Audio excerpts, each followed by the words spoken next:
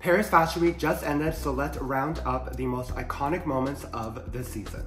Welcome back to the channel, guys. It's Tomas sharing all my thoughts on fashion, lifestyle, and anything else that comes to mind. We are back in the living room. I just came off a vacation for 12 days in Paris. You guys would have seen the vlog uploaded on my channel. I was there mostly for Fashion Week, but then also like vacation. I actually didn't end up doing too much with Fashion Week just because, as you guys know, it's pretty hard to get invites anyways. I was in the city, I was in the midst of it all, so I made sure to collect what I thought were the most iconic moments of the Paris Fashion Week season. As always, make sure you guys are liking and subscribing to the channel, and I really want to get into it because there's so many exciting moments. So let's get right into it because there's absolutely no time to waste.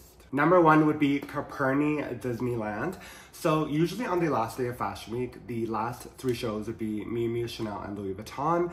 But Coperni threw in a little twist. They were actually the last show of the Paris Fashion Week season, and they celebrated it at Disneyland Paris. It's funny, I was there for so long, like 12 days in Paris, and I was like texting my friends, I'm like, oh my god, should I like go to Disneyland? Because apparently from the city center to Disneyland is actually not that long. There were some iconic moments. So the castle in the back lit up. I mean, this must have been like a huge, expensive operation because not only did the castle in the back like lit up, but they also did like fireworks at the end. To me, this is probably such an expensive show to throw. Also, Kylie Jenner closed the show by walking in it. She wore this kind of very princessy kind of Disney princess dress at the end. Here's the thing, I feel like Coperni is always one of those brands that is kind of doing a lot of gimmicks and hijinks, and it kind of takes away from the collection. In this collection, I feel like there were a lot of like obvious Disney kind of vibes, you know, horns on the hoodies and the dresses. Apparently, allegedly, they even bought a vintage t-shirt from Vinted for this collection and like showed it on the runway. A lot of the pumps had like Mickey ears on them. So, I mean, I get that this was a collaboration, so they definitely had to insert some kind of Disney-isms in the pieces. But in my opinion, I feel like Coperni just does really well trendy, wearable clothing. And this kind of whole operation to me, like, didn't really seem worth it to me. I mean, even if you watch the video of Kylie Jenner walking the runway, she doesn't even feel like she's convinced of what she's doing. So this was probably a very expensive operation. I mean, I was watching a lot of the influencers who actually came straight from Louis Vuitton, and Coperni provided them a car to Disneyland and then also to go back home. And then I think they also closed off the park until 4 in the morning for the after party, so they could actually like go on the rides and stuff. So this must have been a very, very expensive operation, but I don't know. Was it really, really worth it? I would have to say maybe not. Louis Vuitton continues its 10th celebration for the designer Nicolas Ghesquière with the Spring 2025 collection. Now, for this runway, it was actually very simple. It was held at the Louvre, as always. I feel like all of Nicolas' collections for Louis Vuitton have actually been held at the Louvre. Something I found really interesting is that they actually mixed 150 Louis Vuitton trunks and like on the stage of the runway, and it was like raised. It was a really, really cool collection. I mean, personally, I like the last collection shown in February a little bit more. But you know, Nicolas Ghesquière is also one of the most kind of inventive designers working right now, especially in Paris. So I always appreciate his collections. Also, Lisa, the new Louis Vuitton ambassador, also attended the show. This is her second time attending. She actually surprise attended back in February, and you know, she's promoting her new song Moonlight, so it was a huge moment. I mean, even like I walked past the Louvre while the show was happening. Louis Vuitton also really blends the lines between celebrity and fashion and art.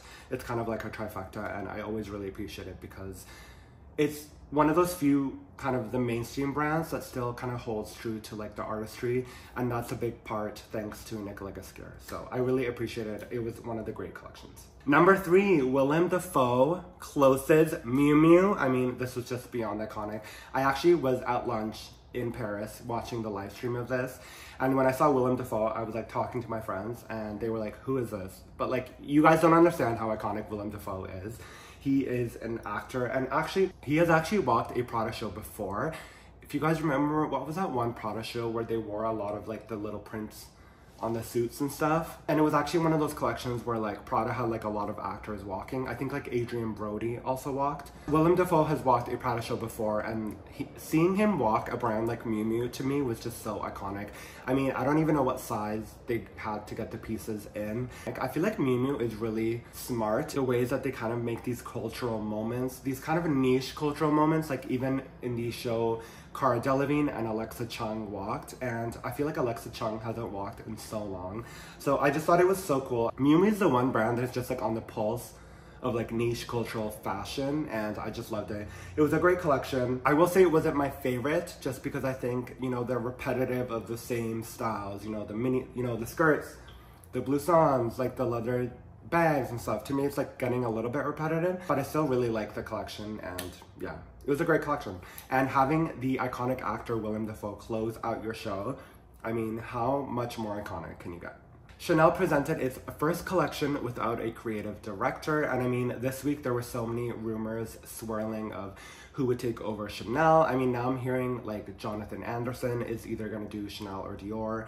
Even I heard Jacquemus got pretty close to being up for the position for Chanel, but you know, the business must go on, so they had to show a collection without a creative director. This collection, in my opinion, was like pretty cute dresses. I mean, what else can you say? It was kind of like a, what's it called? Like a, you know, in like albums when they have filler songs just to kind of fill up the album.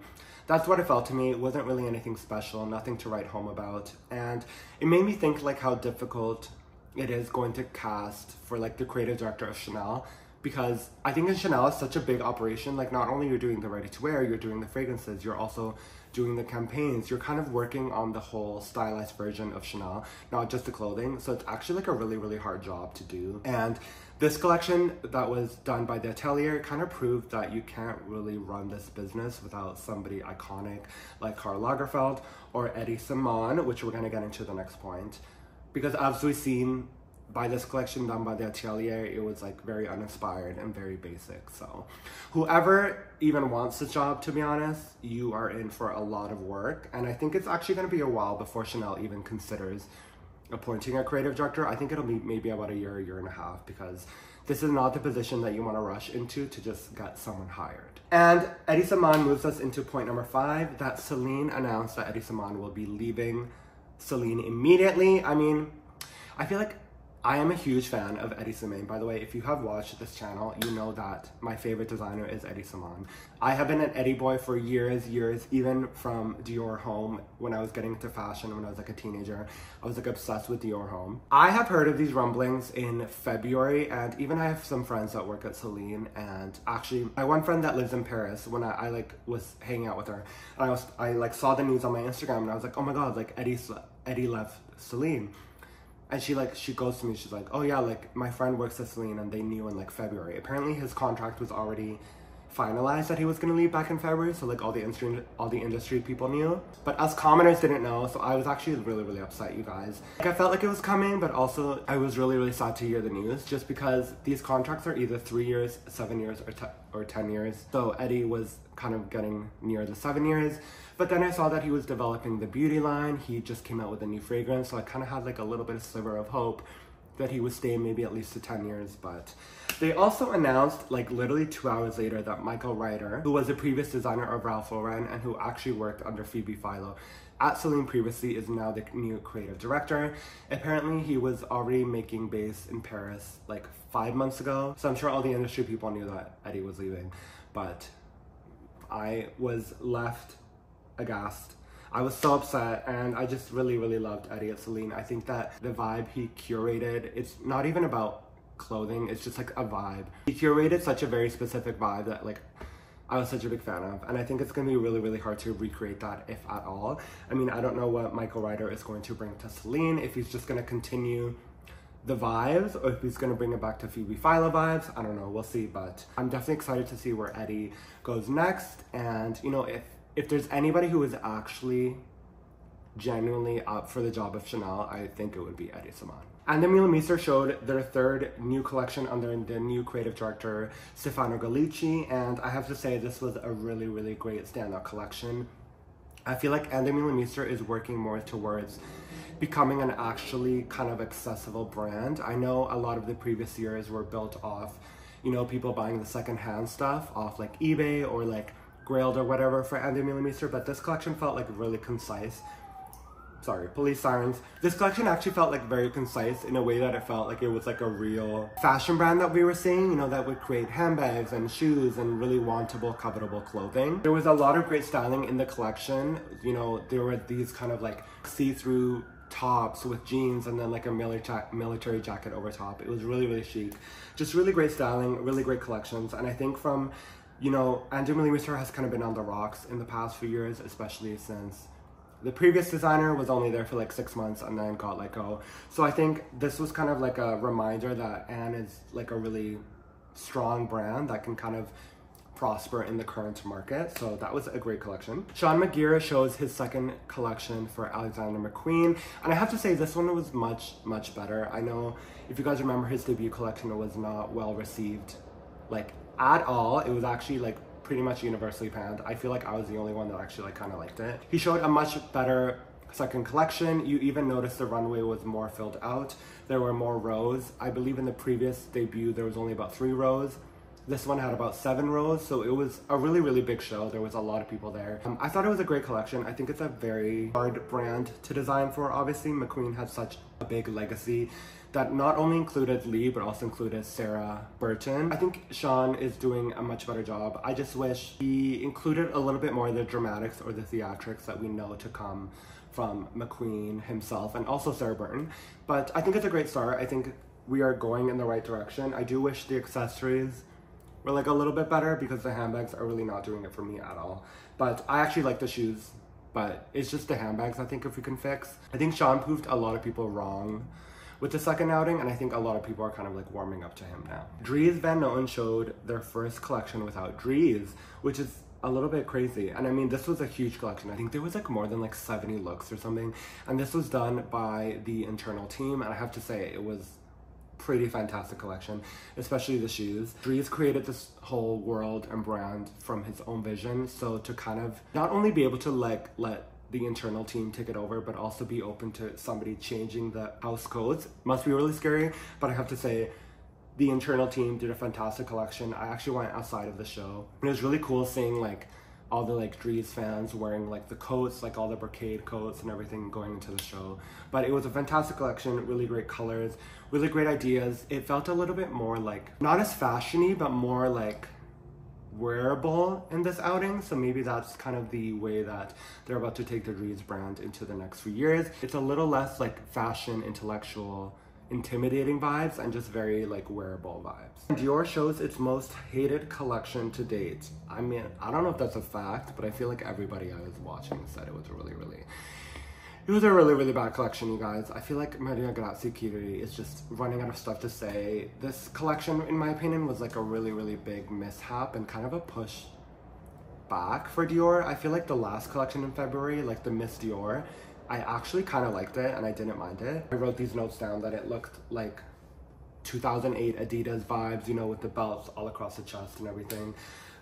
It wasn't a great collection, you guys. It was actually pretty bad. And I feel like the problem is that I'm not sure if Maria is the problem or like the team is the problem, because somebody must present these ideas and somebody must approve it. And I don't know if it's the way that Dior designs so many collections per year that they kind of just like, okay, well, this is the idea now, so that's fine, because we don't even have time to adjust this idea because we're supposed to deliver Resort in a month and a half. So I don't know if maybe that's what it is, but it wasn't a great collection. I found it pretty outdated. But, and you know, it's funny, like she was playing like Charlie XCX in the runway show, and it's just like, it's giving like someone trying to be in with the cool kids, and it really did not work. So there have been some rumors that Jonathan is actually taking over Dior, so I wonder if that will come to fruition. At this point, can they just let anybody else take it? Because Maria, I believe in Maria, and I don't want to criticize a woman, one of the few women directors at a high fashion brand. But we can all see it's clearly not working, so I think if Maria can just find something else to work on, or if Jonathan can take over the company swiftly, I would be very happy. And we are going to finish off the top 10 most iconic moments of spring 2025 season with the Kimhekim spring 2025 show. I was actually at the show and I was very excited to be invited because I have been a huge fan of Kimhekim. He does a lot of work in the K-pop world and I am a K-pop fan, so I was very happy to be invited because it was a great show. Kimhekim does a really great way of kind of putting like logos in a lot of his pieces that doesn't feel like it's too like logo mania. In this show, it was called The Dreamers and it was very inspired by, you know, dreaming, falling asleep, and actually at the end of the show all the models kind of took like a nap on the runway. It was actually like kind of like a cute comical way to finish off the show. I thought it was a great collection. It's that mix of like really wearable pieces with a little bit of conceptualism, which I appreciate, and I feel like there is a lot of that in the Korean designers out right now. I mean, I don't think he is on Vogue runway yet, but maybe if he keeps doing these collections, because he has shown in Paris for a few years now, I think for like a few seasons, maybe like 3 seasons. I really thought the show was great. I thought it was one of the most like underrated brands showing, maybe not on the official schedule, but should also still be appreciated. So it was a great collection. I was really happy to be at the show, and it was cool because like pretty much all the front row was wearing Kimhekim. You get an idea that like he actually has fans and that like people do actually wear it like in real life, so I was very happy to see that. Okay, and that is the top 10 most iconic moments of the Paris Spring 2025 fashion season. You guys have to let me know which one was your favorite. What moments did you think were the most iconic out of the season? I was actually pretty happy. You know, I was in Paris for this whole fashion season and I saw a lot on social media, but I also feel like I got to live a lot of it as well, so I was really happy. Yeah, I hope you guys enjoyed this video. Thank you so much for watching. Make sure you guys are liking and subscribing and commenting to the channel, and I will see you guys in the next video.